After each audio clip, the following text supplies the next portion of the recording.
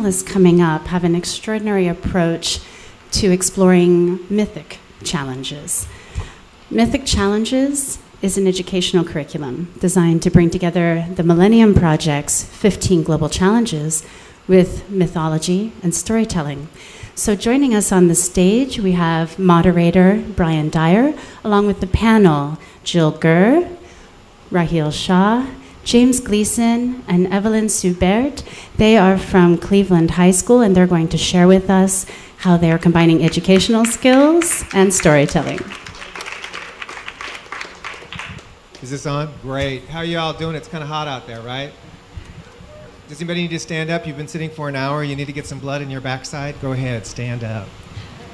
I am so excited after seeing that last piece. Keep on standing and stretching. Ms. Buffington is doing amazing work with the Millennium Project. I think she deserves another round of applause.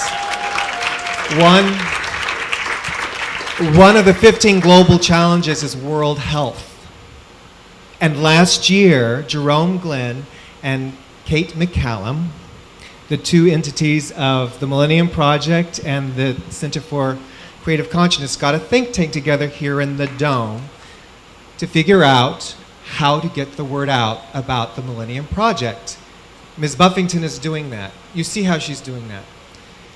One of the things that Kate created was something that she modeled, if I'm right, after the Camerata Society in Venice, which is how we got opera. These artists got together. Now, you're all artists out here. These artists got together and said, what can we do with what we have? And they came up with a collaborative art form called opera. Kate is looking at all of the transmedia that is out there, all the new technology that's come up. How do we get together and collaborate to come up with a new form? So in that think tank, we came up with a form. I want Ed to show us, Ed, if you'd show us, this is the end result. And we'll go back and talk about it, but this is the end result.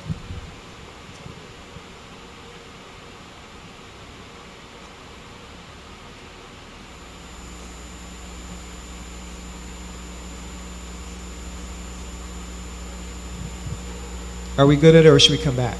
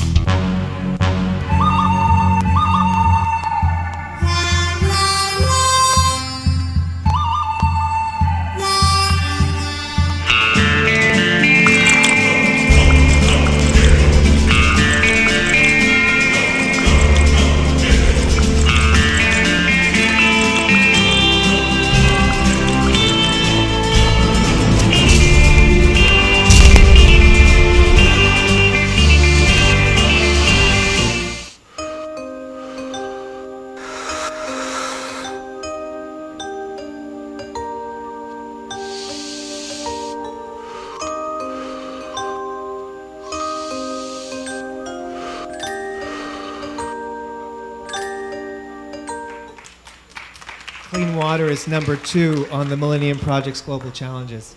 It's facing, and we'll see another film based on it.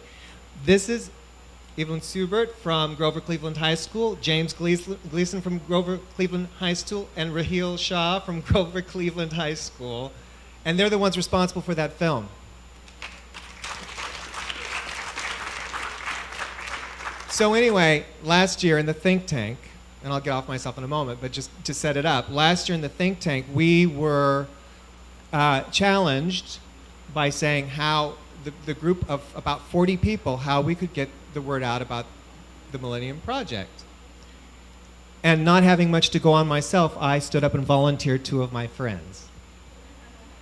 I volunteered Jill Gurr, who has a wonderful organization called Create Now, which serves underserved children and is an arts mentorship. And I also volunteered my friend Pamela Smith, who can't be with us today, who's a mythologist, and she consults storyline for writers. In fact, you can see some of the materials, both Pamela's and Jill's, on being a mentor outside. So we came up with Mythic Challenges, and can we see really what Mythic Challenges is about? When we put and collaborated the three of us together, the program we came up with. Ed, can you show us the second video?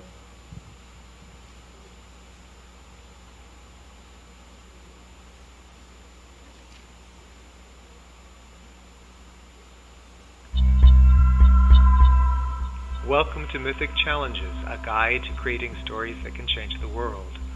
Mythic Challenges is based on the Millennium Project's 15 global challenges, challenges that we face today, challenges that will either move us forward or set us back, depending if we deal with them correctly. These challenges have been with us for a long time. Clean water, the disparity between rich and poor, peace and conflict, they are not new challenges. And many cultures tell of heroes who readily met these challenges. These old tales, spoken of for generations, hold an answer for us today. Are you living one of these tales? Most probably, you are. Mythic Challenges will give you the tools to tell your tale, one that can help find a solution to the challenges we face. First, find a challenge that means something to you. Mythic Challenges will find you a theme, one that occurs time and time again in movies, plays, and stories to go with your choice. Each mythic theme has plot points that you can use to guide yourself in telling your story and help you discover how you may be living the challenge already and have a solution for us. Mythic Challenges will help you discover the world of symbols, iconic imagery built by many cultures through many centuries, images that hold and give your story deep meaning. All three together, mythic theme, mythic plot points, and symbols, will help communicate your challenge with a balanced narrative. We hope that you will take a look at some of the journeys and stories your contemporaries are telling, and we hope that you will add yours soon.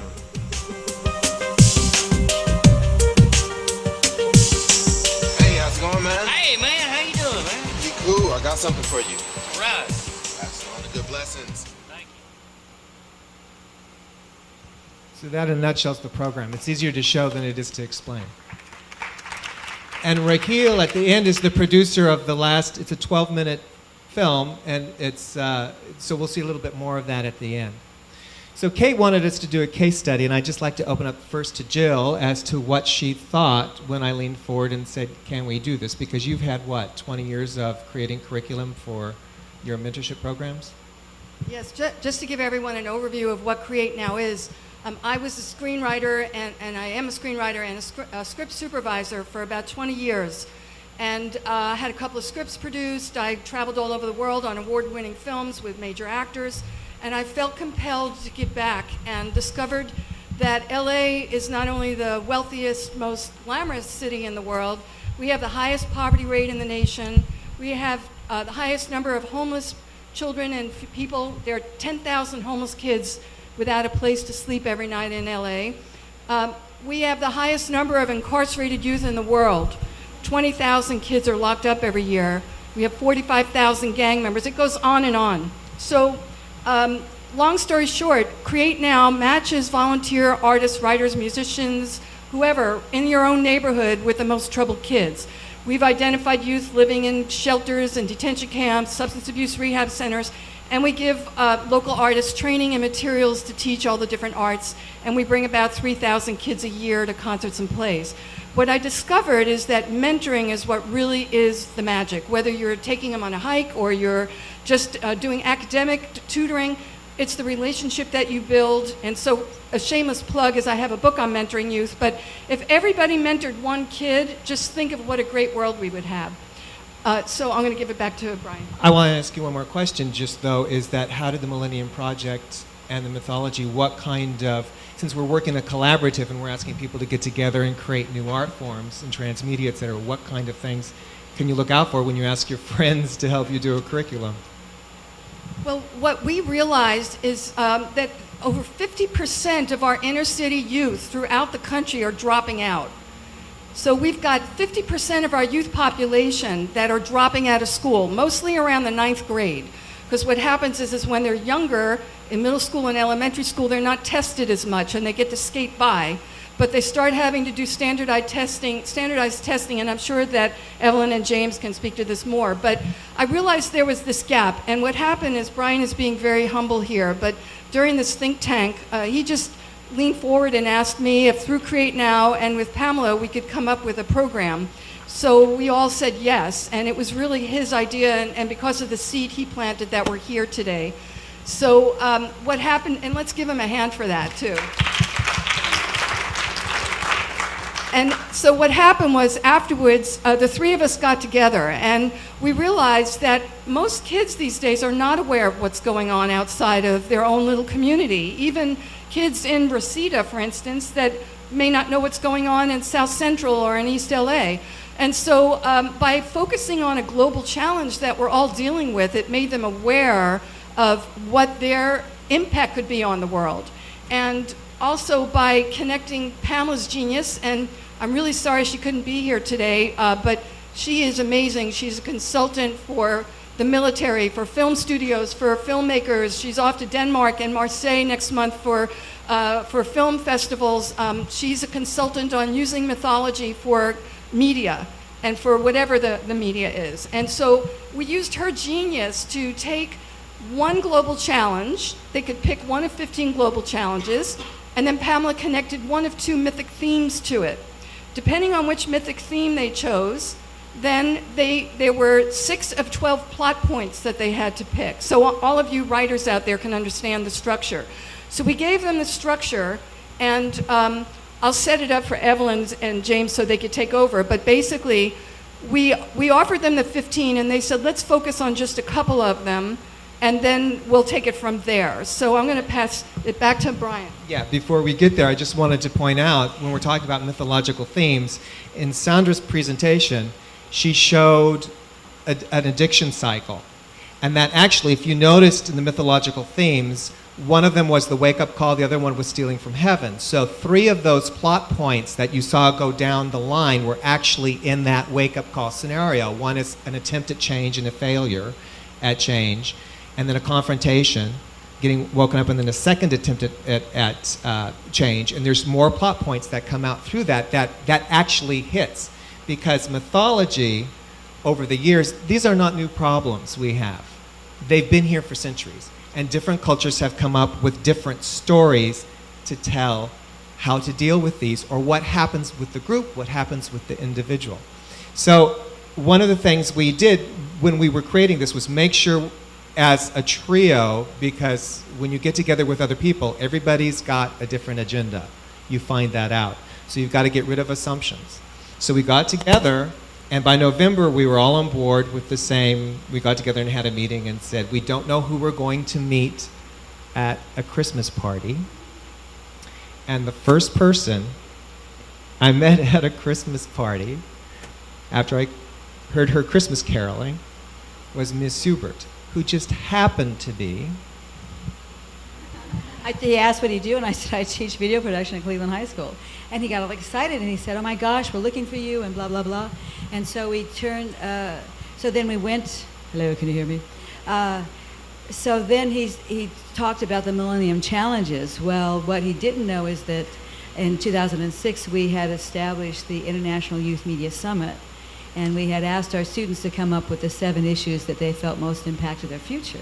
And they very much paralleled the Millennium Challenges. So when he said that, he couldn't stop me talking. And we decided it was a marriage made in heaven. That's wonderful. They just returned from Serbia this last summer. Their media exchange is taking them all over. One of the things I want to say about when you say you're going to do something, you have to be prepared and be flexible, because we were looking at Hollywood High. We were looking at trying to pitch to Hollywood High. And Grover Cleveland's out in Reseda. So there were a lot of questions that came up, and just being flexible as things go down. So I wanted to ask James, when we first got together, we presented the curriculum to you, and you looked at it and you said? Part of the problem as a teacher is getting the students to get the ideas from their head. They don't realize that they all have stories to tell. And so it's been a real challenge for us as teachers to figure out how to do that. And to get the motivation and drive that Dr. Bilder talked about is like, that's our main job, is to get that. And so when we got this curriculum, which is based on mythology, this was a perfect setup for us to be able to have a structure that the students don't have. If you just tell somebody, go ahead and make a story up, you know, it's carte blanche doesn't work. So we had first we had to base it on one of the global challenges, and the film that our students chose was The Rich-Poor Gap. And then we had to take a mythological tale and use that theme, and we chose stealing fire from the gods, from the Prometheus theme, and then updating it into a contemporary story. Should I go on with that? Or, okay. So that's where Raheel comes in. His group, I asked, is there anybody interested in doing this pilot program, making a movie with these topics? They chose the topics, but they had us, you know, they had to choose from the ones we had listed. So the curriculum, to answer your question, really worked because, well, Raheel can tell you. Tell us what you were told at first and how it changed. Well, when I was first approached with the idea of working with this pilot program, I really didn't know what to think of it. But I was very open to what they had to say, and I really learned a lot of how to write a story and the Mythic Challenges, and it helped me craft this story better than I think I would if I didn't have them. And it was just a pleasure using these plot points, because it was funny. While thinking of the story, it kind of just worked out that these plot points were there, and it was very interesting to see how it all worked out. Another question? Yeah, I'm kind of curious. What's the difference between your kids writing without the program and your kids writing with the program? I can answer that from my class's perspective, because I just saw this explosion of creativity. And I thought a lot of that came from, it's what I call a creative limitation. It's like, you have to pick, you know, one of these themes. And so you say, you don't give them, like James said, you don't give them the world. You just say, you have to find a structure. The other thing is that I think that the themes and just the way that the group that wrote the Mythic Challenges curriculum is, they're so visual, they're so emotional. I mean, what kid does not respond to stealing fire from heaven? I mean, you immediately get this visual image of it. So I think because it was based on myths and fairy tales that sometimes incorporate magic and have, you know, a lot of times it's anti-authoritarian, so the kids can really get behind this very visual, very dramatic images.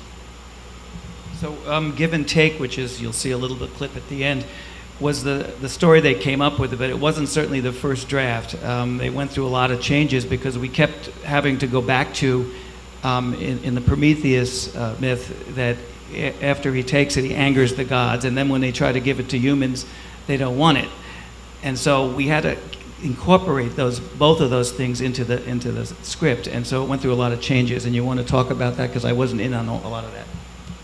Yeah, the original script changed at least 4 or 5 different times just because we had to incorporate that idea in. And so we had to edit out, like, there was a time in the movie where our actors went to Santa Monica to give back to the homeless, and we needed a homeless man to reject it. An interesting thing we did there was it wasn't an act. We actually donated to the homeless community in Santa Monica, and it was really interesting to learn about all their different stories and how they became homeless. And interesting enough, most of them, it was a choice. They liked this lifestyle, and that just, you know, helped me learn more about it. Yeah, so we collected a whole bunch of clothes, and we were going to surreptitiously film our actors giving these things out, because that's part of the plot. They steal, it's a Robin Hood kind of thing. They go and steal, rip off houses and then go out and give the stuff away. And so we figured we're not going to get any cooperation from, so we're going to put the camera across the street and then, you know, do that you know, guerrilla style. But turns out we just approached, the first person we approached said, would you mind doing it? He goes, not only that, he went and got the whole bunch of people, and everybody wanted. So we ended up buying them lunch and giving them, you know, we got to know them quite well. And then I didn't even, you got to talk to them more than I did because you heard their stories. Some of them were actually pretty good actors too. So that's how the story evolved from, and having the limitations of using these, and limitations I mean in a nice way, is of using the mythology of Prometheus to keep us on track. I think it really worked. And then Robin Hood came in. It was originally a comedy, and then it changed. We've been mentioning Robin Hood, and one thing I would just like to point out, that Robin Hood is a more contemporary myth that follows the Prometheus. Somebody in the myth stealing fire from heaven, somebody from an elite group takes an object. So the gods had fire, humanity did not, mortals did not. In Robin Hood, they're stealing from the rich who have and giving to the poor who do not. One of the plot points is that whoever's doing the delivery has to be punished. In Robin Hood, that's that. And you also notice that Robin Hood is, in the story, royalty. He's actually the dethroned king. So I just want to throw this out to the audience because this is where my mind goes. You look at what's happening today in America. You watch what's happening with the definition now. We're evolving the definition now of the 1%ers and the 99%ers. We just had Anonymous take credit, whether they did it or not, for shutting down GoDaddy because they are dealing with the elite groups. What we haven't seen yet is anybody taking cyber hacking banks and taking the money out from the banks and depositing into other people's accounts. We've seen, I bet you it's either going to come up in a storyline or it's going to actually happen. We've seen people using credit cards and hacking in for their own good. We haven't yet seen it transpiring out. So I'm just putting it out there. Let's just watch the next couple years and see what happens storyline wise. Give it to the schools. There you go. And can we show the next film? Use it, don't abuse it. Thanks, Ed.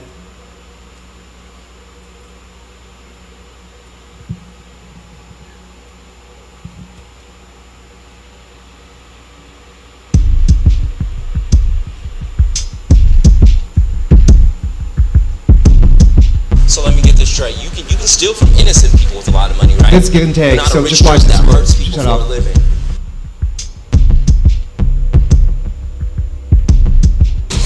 Cookies, those are good, actually. Hey man, watch where you going. So what, you gonna do something about it? Hey man, chill. What? John, let's go, man. We're just trying to help you. If you're trying to help me, give me some money. Where's my money? This guy's loaded. We don't do this for the money. Damn! This guy's a weirdo. Come on, man. Wait! Get off of me! Look, man, we gotta Get go. off! I dare you. Shoot. Don't do it, John. Listen to me. Don't do it! No! Oh, let's leave it at the cliffhanger. Stop! We might be thieves, but remember, we still have some honor. There we go. That's Give and Take. That was produced by Raheel, who's on his way to becoming a producer, being paid. Anyway, he's looking for an internship, right? So if anybody out there needs somebody on their team, let Raheel know, please. So that's Give and Take. That's the Robin Hood story. And I just want to show one more real fast clip, number 3, about the water with the shower head on the frame.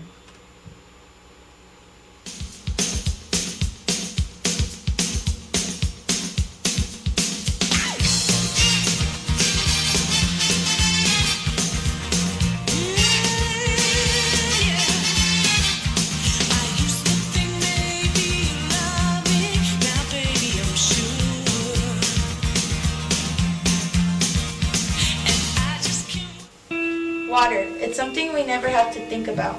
It's always there at the turn of a knob or a push of a button. Many of us consider this luxury a fact of life. We use it to drink, shower, clean, and even for fun.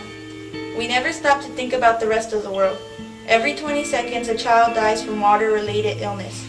80% of diseases in the developing countries are water related.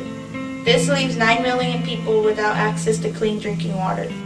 In fact, a 5-minute shower uses more water than a person in a developing country uses all day.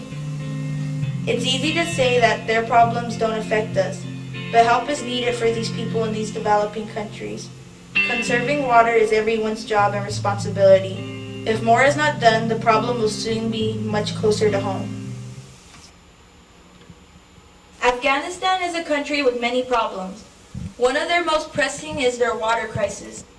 They often have few sources of clean drinking water. Pictures we've received from Afghan teens show people drinking from the few clean sources of water they have. Americans take clean running water for granted.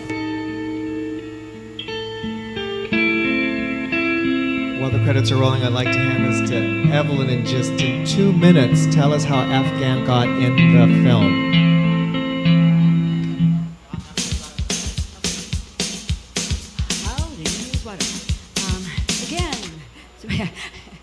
We have been working with, through a contact I have at the State Department in the Educational Division, we have been working with students in Afghanistan for the last 2 years, doing collaborative projects with them. So we would work online, talking with them over the internet. And so when we brought Mythic Challenges into it, I said to Brian and Pamela, I said, okay, we got to figure out how we can involve the Afghans. But first that meant that we had to look at cultural sensitivity issues. And the first thing we had to do was strip out the words myths, because I didn't quite know how that would translate. So we called it the Global Challenges Project. And so then my students, they had to create their own little video story based on that global challenge, and the two that you saw were water. But then they had to communicate with the kids in Afghanistan over the internet and ask them, what is the water problem in your community? Well, you have kids going to school in 120-degree heat that don't have water to drink all day. And so my students really had their minds blown away by actually finding out what life is like in Afghanistan. And as my kids have said, they really, oh my gosh, Miss Seubert, we have it so lucky. We don't appreciate what we have. So each of the projects had to come up with a little part about the issues in Afghanistan. And I can't tell you, there's nothing more profoundly moving to students than making collaborative films together. Because my students, when they started out, thought that Afghans were all terrorists, and at the end of the project, they were defending Afghans, they were instructing people about Afghanistan, and telling them how things are in the culture in Afghanistan. Isn't that fantastic? And this team here is such a find. So anyway, in closing, because we have to move, Pamela left a message I just want to read very quickly. One of the most popular myths in any culture is that of a bunch of individuals, sometimes immortals, sometimes mere mortals, sometimes a combination of both, who set out on a quest for something valuable that has been lost, stolen, or not yet found. From the Greek Argonauts' quest for the Golden Fleece to Japan's 47 Ronin, from the Middle East's Gilgamesh to Enkidu to the Knights of the Holy Grail, from the Hopis' treks across the Americas to the Maori's discovery of the islands of New Zealand, these quests always go better when everyone works together towards a mutual goal and when there are individuals of diverse talent to help the group achieve those goals. So as you leave, yeah, we're going to pass this down real quickly, but as you leave for your break, look at who is here. One of the reasons Kate brought you here is so that you could collaborate on figuring out ways and new forms with new technology of all your interest. And we've talked about being creative, how you can achieve that. Thank you. I'd also like to say that this all came together as a collaboration exactly 1 year ago today in this very dome. So it shows what 3 people with the assistance of Kate and C3 Vision Lab and Millennium Project can do. And we are now in the process of developing a video game, a TV show, software program, and DVDs for school curriculum based on this one program. We have a table right outside where you can learn more about Pamela's work, our work, and just our website is mythicchallenges.com. Right, and you can see Raheel's full give and take there. Please go and punch up his numbers on YouTube. Thanks.